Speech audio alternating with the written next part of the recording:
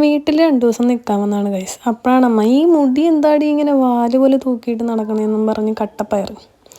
പിന്നെ ഞാനൊന്നും നോക്കിയില്ല, എന്തെങ്കിലും ആവട്ടെ എന്ന് ഓർത്ത് അമ്മക്ക് വെട്ടണമെങ്കിൽ വെട്ടെന്നും പറഞ്ഞ് നിന്ന് കൊടുത്തു ഗൈസ്. അങ്ങനെ അത് വെട്ടാൻ വേണ്ടിയുള്ള ശ്രമമാണ് ഈ കാണുന്നത്.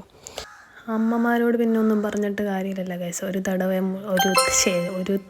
മുടിവ് പണിട്ടായേം പേച്ച് നാനേ കേൾക്കാൻ മാട്ടേന്ന് പറഞ്ഞ പോലെയാണ് എൻ്റെ അമ്മയുടെ കാര്യം. ദേ കണ്ടില്ലേ, വെട്ടിയെടുത്തു. ഇത് ഇത്രയും പേസ് പോയിട്ടുണ്ട്, ഇപ്പം കുറച്ച് ആശ്വാസമായിട്ടുണ്ടാവും.